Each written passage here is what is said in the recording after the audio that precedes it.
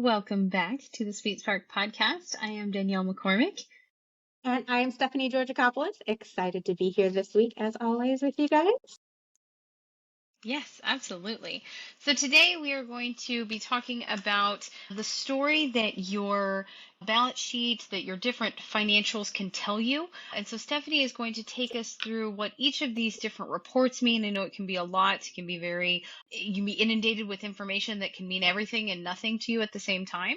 So Stephanie's going to take us through what that looks like, how you use each of these reports to your benefit. You may have been in business for a very long time. You may be just starting in business. And again, trying to start looking at what your exit strategy looks like. And if you don't necessarily know where your numbers should be or how to read these different reports, you can feel kind of like you're muddling through every month with your business or with your accounting and things like that. So Ms. Stephanie, please take it away, ma'am. Thank you. Okay, so if you're listening today and you've ever wondered, what is the big deal about financials? Like everybody, you hear the terms, you hear that everybody's looking at them, but in reality, the companies that I've worked with, a lot of the times, the business owners are not utilizing them to the power that they could be, right? Either they're so busy in their business where they don't really have the time, or they're not putting the data in correctly. The first things first, garbage in, garbage out, right? So we want to make sure that before you try to start reading any of your financials, that you make sure that you have somebody that's actually putting them in correctly. But there are three main ones that everybody's heard about, right? So we have your profit and loss statement, also called your income statement. We've got your balance sheet and then your statement of cash flows. These are the three big ones that you should be looking at monthly. In each one, it's talking to you, it's telling you, again, if you put the data in correctly, but it's telling you a story about your business, where it's headed, and what you can do to tweak it to make it better. So we'll start with profit and loss. Your P&L is a movie, right? It's telling you a story through a specific time frame, right? So you can pull it for the current month that you're in, year to date, from this time last year till now. Like you can put whatever date range you want, and you can see a story of how your company has performed during that time frame, right? And it starts out looking at your revenue, and then you are going through and subtracting out all of the expenses that your business is incurring. A lot of the times people just look at that top number, that revenue number, and they're like, okay, I'm doing pretty good. My business is doing, and they're not really looking at all of the expenses. Maybe I had a client very excited, had just crossed the $1 million mark, but Oh, nice. yeah, it's fantastic. But the expenses were over 800,000. So it's like, let's really look at that. Are you spending analogous to what you're making? But I digress because I got ahead of myself. So with the P&L though, so first we have the revenue that's coming in, and then we have the COGS. I don't know if you've ever heard of that term, right? It's cost of goods sold or cost of services provided. So you have the COGS, and that's going to give us, maybe you've heard like the term product margin or your gross margin. That's what that is, just your revenue minus your COGS, right? So that is drastically different than your net, what you're bringing on at the end, because you have all of these other expenses, overhead in your business and marketing expenses and employee benefits and things like that could come out of your business. So when you're looking at your P&L, really, you're able to see, yes, how much money your business brought in during this time frame, but then you can drill a little bit deeper into it. For example, you're looking at it and you're like, okay, this is how much money on my business brought in, and this is how much money I spent on, I'm going to pick on marketing, right? So this is how much I spent on marketing. So then you can further analyze it, and like the story that it's telling you is, okay, if you pull the report in a way where it shows you the percentage of your revenue that you spend in marketing, that tells you a story too. How much have you spent? And then how much do you want to be spending? So if you're in the growth phase, you can be wanting to spend between 13 and 15% of your revenue on marketing. So if you're looking and you're thinking, God, I'm doing all of this stuff, but I'm just not growing. And then you look at your marketing percentage and it's only 8%. Hey, that could be a reason why. Now, you're looking at it and you're saying, like, Stephanie, I'm right on track. I'm at 15% and I'm still not growing the way I want to. So we can further analyze our P&L statement by looking at things like our MER or our ROAS. So the MER is your marketing efficiency ratio. How well is your marketing doing? Because it's not just about spending the money on it. Is that money being spent producing the ROI that we want on it? So the marketing efficiency ratio and then the return on advertising spend, the difference between those two is one is a specific and one is the whole marketing budget. So how much I spent on marketing as whole and how well it did. And obviously the higher that number is, the better that you're doing. Or you can drill down even further, and especially in your marketing department, they're going to look at this and say, okay, we did Facebook ads and we also did radio. The advertising spend, you want to see which one of those did better, which one of those maybe next month or next quarter do we want to continue to put money into, and which one maybe we need to tweak the messaging or stop putting money into because it's not where our ideal client is. So really, you can drill down into each segment of the P&L. You can see how much am I spending on my employees? How much am I spending in different areas? It just really depends on what you're looking at. But as you read down it, different business have different expenses, but marketing and payroll are standards. When you're looking through it, you can be like, okay, is it doing well?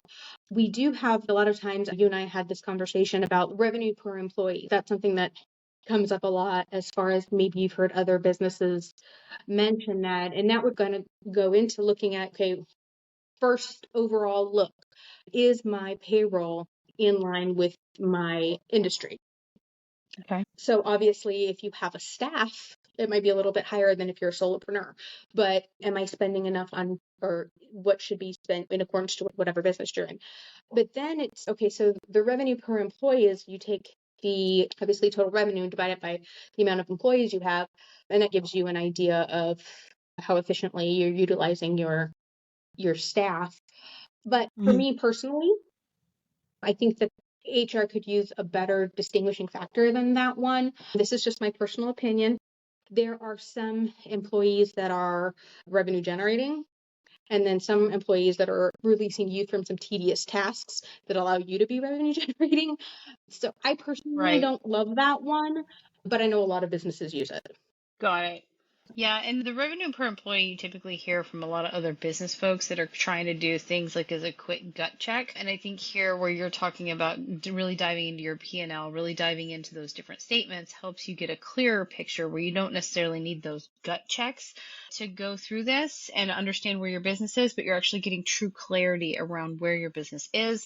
And you're not trying to use these like hacky methods, because I definitely agree with you. There are employees that are more back of the house that are going to be part of your cost of goods sold, or they're going to be part of just your overhead. And while you don't want to be bloated, really diving into these statements as will give you a much clearer picture of where your business is. Yeah.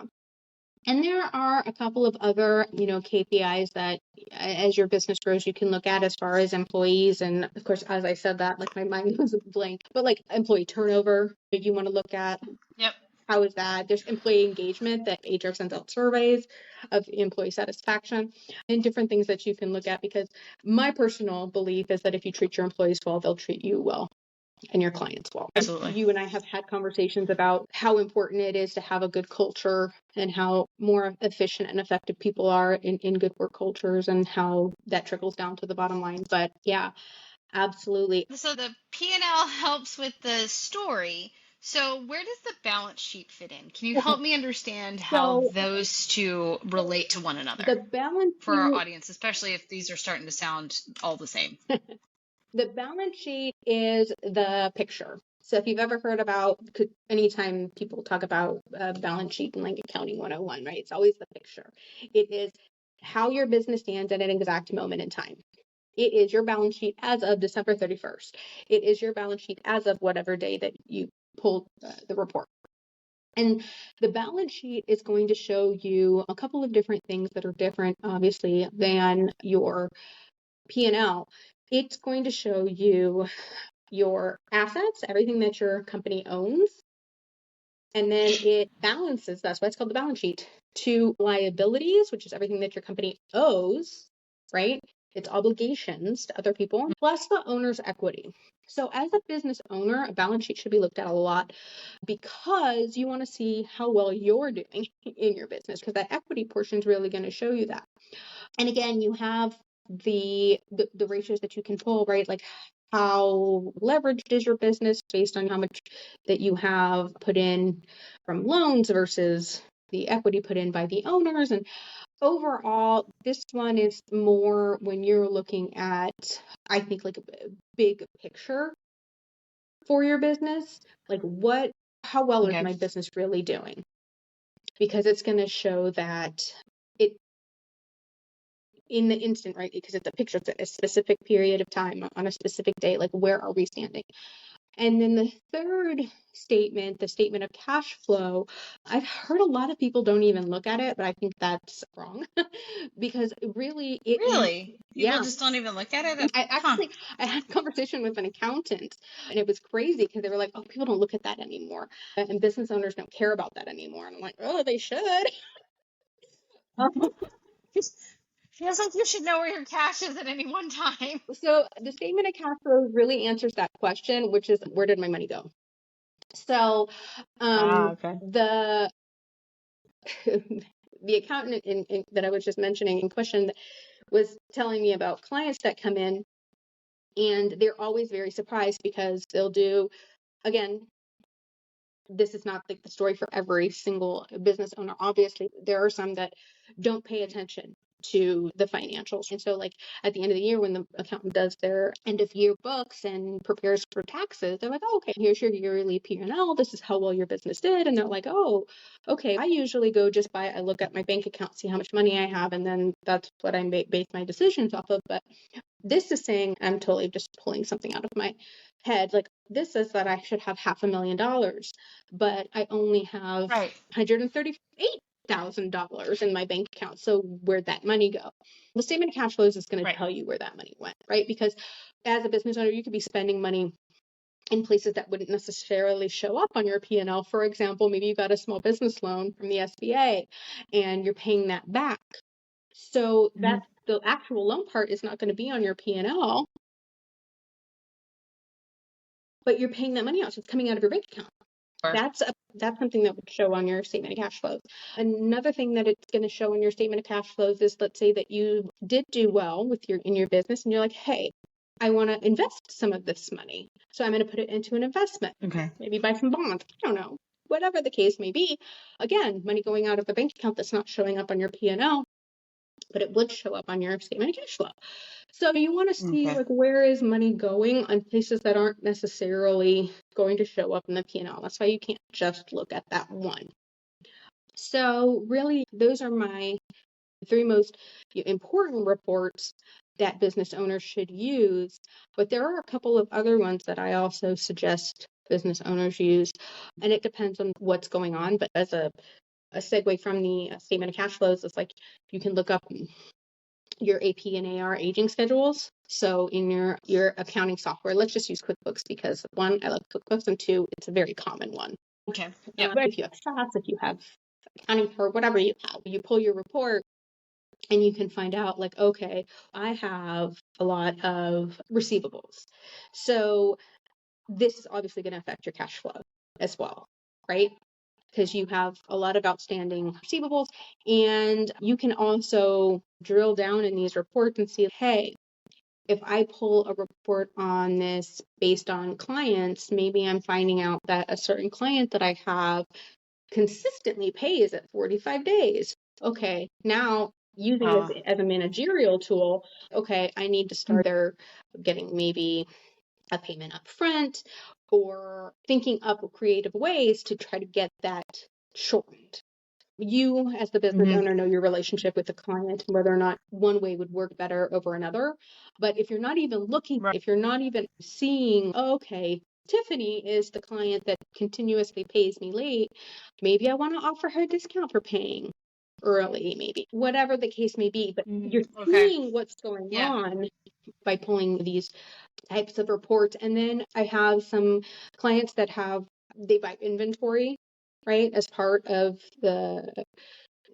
their business, not a service-based business, but they have different vendors. And so what they'll do is run a report and see, okay, based on these vendors and these items, how has the price of the item gone? And one of the conversations that I've had a lot with clients is, okay, Stephanie, life is more expensive, inflation, this, that, the other thing. Obviously, the cost of these items are going to go up. So no, you're buying for longer and more quantity. These should be going down. Yeah, So absolutely. we need to be looking at that and saying, hey, I have been buying from ABC widget factory for 20 years, and I have been paying 25 cents per thing for 20 years, but my quantity's increasing. My orders went from 10 a week to 10,000 a week over the course of, I'm making this up, but you get my point. Why am I not getting Absolutely. a There should customer be discount? economies of scale associated with Yeah. it. These are some of the reports that you can pull that are telling a story about your relationships with the different areas. So overall, my main point and my main takeaway from this is make sure that you're putting your numbers in and then taking the time to read them and look at them and think about it and say, what can I do to make this better, to become more profitable? Can I talk to and negotiate a better deal with my vendors to get out there more and take up more market space?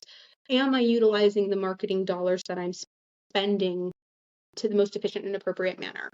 Am I paying too much in payroll and not getting the return that I want from the employees? We're looking and analyzing, and then it's bringing up questions that we can then make decisions on and answer.